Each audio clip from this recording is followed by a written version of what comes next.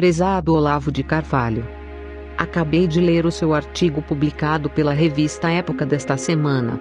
Não pude deixar de viajar no tempo e reviver todo o sofrimento que passei naquela ilha. Não fui fazer turismo, vivi na ilha durante alguns meses, pude conhecer pessoas e, convivendo com elas no dia a dia, perceber a dureza de sua realidade. Embora o aspecto seja paradisíaco, há muita miséria neste país. A pior de todas é a miséria moral, a cultura da mentira, mas isso o turista não percebe. Meu marido era diplomata e foi servir em Cuba. Eu incentivei a escolha, principalmente em razão do nosso filho que estava para nascer, pensando que nada lhe faltaria, teria os alimentos básicos, vacina, um bom pediatra. Era isso que importava, não estava preocupada com pequenos confortos supérfluos e acreditava piamente que não passaria nenhum tipo de necessidade. Doce ilusão. Não consegui as vacinas para o bebê, tive de pedir a amigos que as trouxessem do Brasil, embora Cuba exporte vacina. Como entender, se lá estão sempre em falta? Descobri que em Cuba você não tem empregados, todos os trabalhadores são funcionários públicos. Você contrata uma empresa, Cubalce, paga 10 vezes o valor que é repassado ao trabalhador, explorado. Logicamente contratei uma babá no mercado negro. Pagava ela $100, o que era uma verdadeira fortuna em termos cubanos, uma vez que esta senhora era enfermeira formada e recebia $10 de aposentadoria e o marido, médico, outros $15. A família estava numa tal situação de penúria que um dia vi que ela recolheu do lixo umas peles de frango que eu havia jogado fora, com aquilo ela pretendia fazer uma canja e estava satisfeitíssima.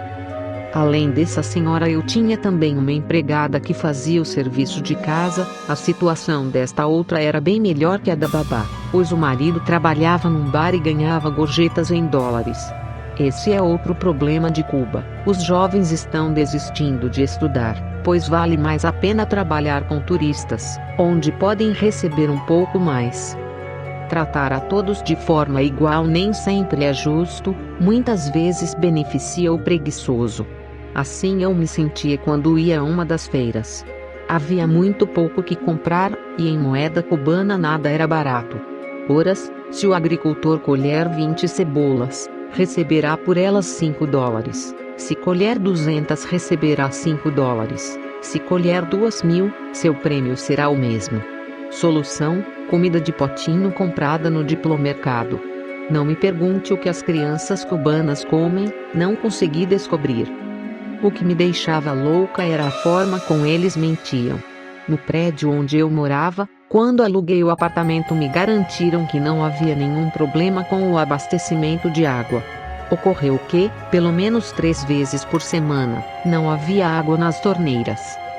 Fui pedir a um administrador do prédio que me avisasse um pouco antes para que pudesse armazenar um pouco de água ou me programar de forma que não me pegasse desprevenida. Ele me olhou, sorriu e disse: "Neste prédio nunca falta água." Tentei argumentar, ele respondeu categoricamente a mesma coisa. Entendi o recado. E era o mesmo que a TV noticiava todos os dias: Cuba era a ilha da fantasia, nada de ruim acontecia lá.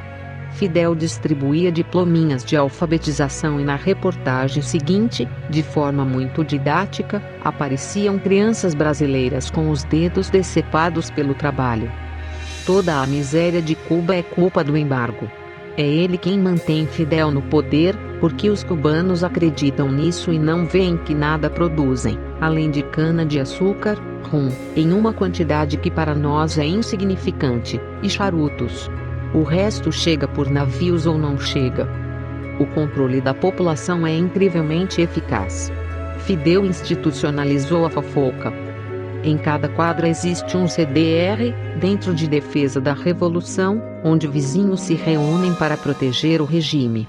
Lembro-me que certa vez meu esposo emprestou um livro de poesias a um garagista do prédio. O rapaz foi visto lendo o livro e foi inquirido se as poesias eram marxistas ou antimarxistas.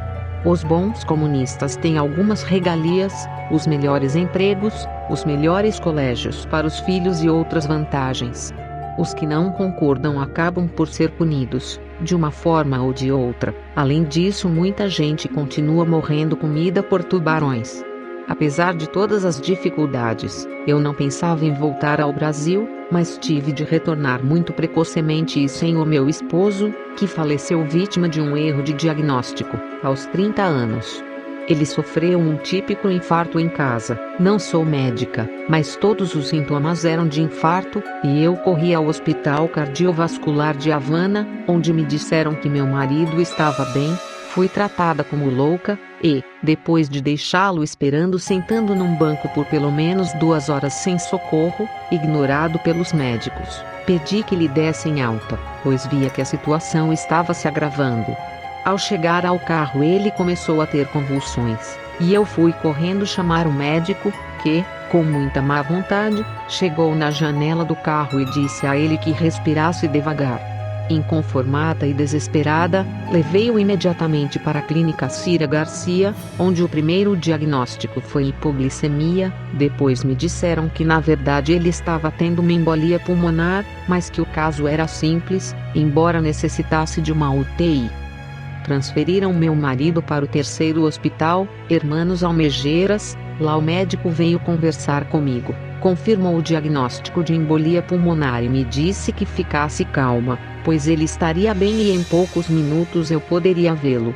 Não houve tempo, ele faleceu antes disso.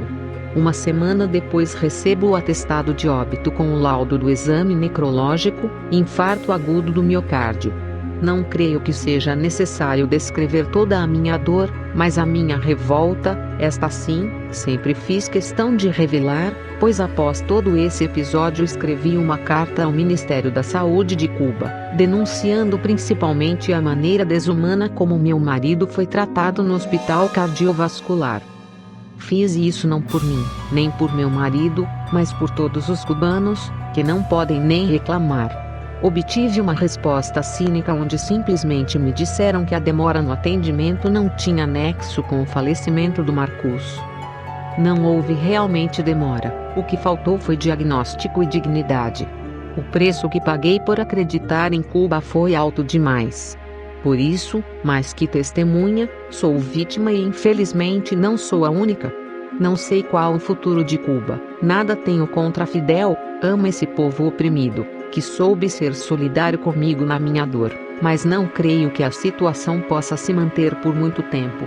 40 anos é demais e se o povo estivesse satisfeito não haveria necessidade de censura. Estou certa de que as coisas vão mudar, apenas não sei se vão melhorar ou piorar. Parabéns pela coragem de publicar esse artigo, estou certa que vai desagradar a muita gente que usa essa imagem mentirosa que Cuba procura vender, e investe muito em propaganda, de país modelo de educação, sem ter lápis, livros ou papel, e saúde pública.